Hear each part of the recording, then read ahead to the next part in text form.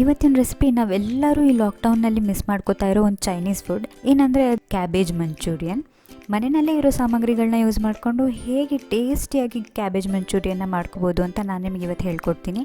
ವಿಡಿಯೋನ ಸ್ಕಿಪ್ ಮಾಡ್ದಂಗೆ ಕೊನೆವರೆಗೂ ನೋಡಿ. ಇದೇ ರೀತಿ ಹೋಮ್ ಮೇಡ್ ರೆಸಿಪಿಗಳಿಗೆ ನಮ್ಮ ಚಾನಲ್ NisTimeಗೆ ಈಗಲೇ ಸಬ್ಸ್ಕ್ರೈಬ್ ಆಗಿ ಮತ್ತು ಪಕ್ಕದಲ್ಲೇ ಇರೋ ಬೆಲ್ ಐಕನ್ನ ಪ್ರೆಸ್ ಮಾಡಿ ಆಲ್ ಅಂತ ಟ್ಯಾಪ್ ಮಾಡಿ.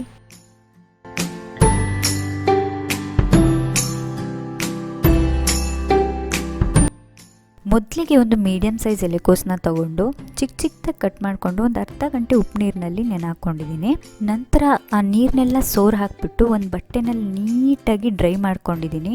ಒಂಚೂರು ನೀರಿರಬಾರ್ದು. ಇನ್ ಕೇಸ್ ನೀರಿದ್ದರೆ ಕರೆಕ್ಟಾಗಿರೋ ಕನ್ಸಿಸ್ಟೆನ್ಸಿ ಬರಲ್ಲ. ಹಾಗಾಗಿ ಒಂದು ಚೂರು ನೀರಿಲ್ದಲೇ ಇರೋ ಥರ ಸೋರು ಹಾಕ್ಕೊಳ್ಳಿ. ಅದಕ್ಕೆ ಅರ್ಧ ಟೀ ಸ್ಪೂನಷ್ಟು ಗರಂ ಮಸಾಲ. ಇದು ಹೋಮ್ ಮೇಡ್ ಗರಂ ಮಸಾಲ ಹೇಗೆ ಮಾಡೋದು ಅಂತ ನಿಮಗೊಂದು ವಿಡಿಯೋ ಮಾಡಿ ತೋರಿಸ್ಕೊಡ್ತೀನಿ. 1 ಟೀ ಸ್ಪೂನಷ್ಟು ಹಚ್ಚ ಖಾರದ ಪುಡಿ, ಅರ್ಧ ಟೀ ಸ್ಪೂನಷ್ಟು ಉಪ್ಪು. ಆದಷ್ಟು ಉಪ್ಪನ್ನ ಕಮ್ಮಿ ಹಾಕ್ಕೊಳ್ಳಿ. ನಾವು ಮತ್ತೆ ಫ್ರೈ ಮಾಡಬೇಕಾದ್ರೆ ಸಹ ಉಪ್ಪು ಹಾಕ್ಕೋತೀವಿ, ಹಾಗಾಗಿ ನೋಡಿ ಹಾಕ್ಕೊಳ್ಳಿ. 2 ಚಿಟಿಕೆ ಅಡುಗೆ ಸೋಡಾ, ನೆಕ್ಸ್ಟ್ 3 ಟೀ ಸ್ಪೂನಷ್ಟು ಮೈದಾ ಹಿಟ್ಟು ಮತ್ತು 3 ಟೀ ಸ್ಪೂನಷ್ಟು ಕಾರ್ನ್ಫ್ಲೋರ್ ಅಂದರೆ ಜೋಳದ ಹಿಟ್ಟು. 2 ಸಮ ಪ್ರಮಾಣದಲ್ಲೇ ಹಾಕ್ಕೊಂಡು ಕೈನಲ್ಲೇ ನಾದ್ಕೋತಿದ್ದೀನಿ. ನಾವು ಕಲಿಸ್ತಾ ಎಲೆಕೋಸಲ್ಲಿರೋ ನೀರು ಅದಾಗದೇ ಬಿಟ್ಕೋತಾ ಹೋಗುತ್ತೆ. ಇದಕ್ಕೆ ಒಂದು ಚೂರು ನೀರನ್ನ ಹಾಕಬೇಡಿ ಕಲಿಸ್ಕೋಬೇಕಾದ್ರೆ.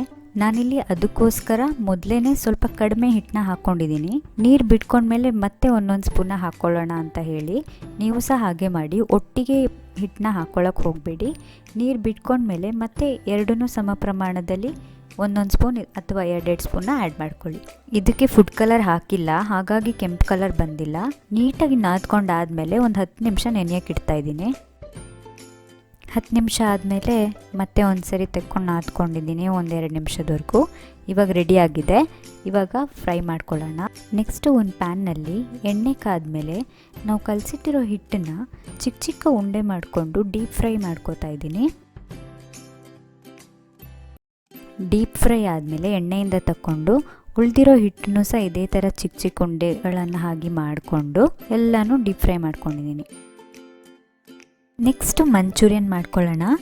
ಸ್ಟವ್ನ ಮೀಡಿಯಮ್ ಹೈ ಫ್ಲೇಮ್ನಲ್ಲಿ ಇಟ್ಬಿಟ್ಟು ಒಂದು ಪ್ಯಾನ್ನಲ್ಲಿ 2 ಟೇಬಲ್ ಸ್ಪೂನಷ್ಟು ಎಣ್ಣೆ, 1 ಟೀ ಸ್ಪೂನ್ ಶುಂಠಿ ಬೆಳ್ಳುಳ್ಳಿ ಪೇಸ್ಟ್ ಮತ್ತು 2 ಮೀಡಿಯಮ್ ಸೈಜ್ ಈರುಳ್ಳಿನ ಚಿಕ್ಕದಾಗಿ ಕಟ್ ಮಾಡ್ಕೊಂಡು ಹಾಕ್ಕೊಂಡು ಬಾಡಿಸ್ಕೊತಿದ್ದೀನಿ. 1 ಟೀ ಸ್ಪೂನ್ ಹಚ್ಚ ಖಾರದ ಪುಡಿ, ಇಲ್ಲಾಂದರೆ ರೆಡ್ ಚಿಲ್ಲಿ ಸಾಸ್ನೂ ಹಾಕ್ಕೋಬೋದು. 1 ಟೀ ಸ್ಪೂನ್ ಸೋಯಾ ಸಾಸ್ ಇಲ್ಲ ಅಂದರೆ ಉಪ್ಪನ್ನ ಹಾಕ್ಕೊಳ್ಳಿ ಸಾಕು. ನೆಕ್ಸ್ಟು ಮನೆಯಲ್ಲೇ ಮಾಡಿರೋ ಟೊಮ್ಯಾಟೊ ಕೆಚಪ್ ಹಾಕ್ಕೋತಿದ್ದೀನಿ. ಹೇಗೆ ಮಾಡೋದು ಗೊತ್ತಿಲ್ಲ ಅನ್ನೋರಿಗೆ ಕೆಳಗಡೆ ವಿಡಿಯೋ ಲಿಂಕ್ ಹಾಕಿರ್ತೀನಿ, ಡಿಸ್ಕ್ರಿಪ್ಷನ್ ಬಾಕ್ಸ್ನಲ್ಲಿ ನೋಡ್ಕೊಳ್ಳಿ. ಟೇಸ್ಟಿಂಗ್ ಪೌಡರ್ ಇದ್ದರೆ 1 ಚಿಟಿಕೆಯಷ್ಟು ಟೇಸ್ಟಿಂಗ್ ಪೌಡರ್ ಹಾಕ್ಕೊಂಡು 1-2 ನಿಮಿಷ ಕೈಯಾಡಿಸಿ. 2 ಟೀ ಸ್ಪೂನ್ ವೆನಿಗರ್, ಇಲ್ಲ ಅನ್ನೋದಿದ್ದರೆ ನಿಂಬೆ ರಸ ಹಾಕ್ಕೊಳ್ಳಿ. 5 ನಿಮಿಷದಲ್ಲಿ ಮಂಚೂರಿಯನ್ ರೆಡಿಯಾಗಿ ಹೋಗ್ಬಿಡ್ಬೇಕು. ಸೊ ಎಲ್ಲನೂ ಪಕ್ಕದಲ್ಲೇ ಇಟ್ಕೊಂಡು ಬೇಗ ಹಾಕ್ಕೊಂಡು ಮಾಡ್ಕೊಳ್ಳಿ. ಇದಕ್ಕೆ ಈಗ ನಾವು ಮೊದಲೇ ಫ್ರೈ ಮಾಡಿ ಇಟ್ಕೊಂಡಿರೋ ಉಂಡೆಗಳನ್ನ ಹಾಕ್ಕೊಳ್ಳೋಣ. ಮಸಾಲೆ ಎಲ್ಲ ನೀಟಾಗಿ ಹಿಡಿಯೋ ಥರ ಮಿಕ್ಸ್ ಮಾಡ್ಕೊಳ್ಳಿ. ಇದೇ ಥರ ಡ್ರೈ ಇದ್ದರೆ ಗೋಬಿ ಚೆನ್ನಾಗಾಗಲ್ಲ. ಅದಕ್ಕಾಗಿ ಒಂದು ಅರ್ಧ ಕಪ್ನಷ್ಟು ನೀರಿಗೆ 1 ಟೀ ಸ್ಪೂನಷ್ಟು ಕಾರ್ನ್ಫ್ಲೋರ್ನ ಮಿಕ್ಸ್ ಮಾಡಿಕೊಂಡು ಹಾಕ್ಕೋತಾ ಇದ್ದೀನಿ. ಹೀಗೆ ಮಾಡೋದ್ರಿಂದ ಮಸಾಲೆ ಎಲ್ಲ ನೀಟಾಗಿ ಗೋಬಿಗೆ ಇಟ್ಕೊಳ್ಳುತ್ತೆ. ನೆಕ್ಸ್ಟು ಅರ್ಧ ಕಪ್ ನೀರಿಗೆ 2 ಚಿಟಿಕೆಯಷ್ಟು ಕೇಸರಿ ಕಲರ್ ಹಾಕ್ಕೋತಾ ಇದ್ದೀನಿ. ರೆಡ್ ಕಲರ್ ಇದ್ದರೆ ನೀವು ರೆಡ್ ಕಲರ್ನೂ ಹಾಕೋಬೋದು.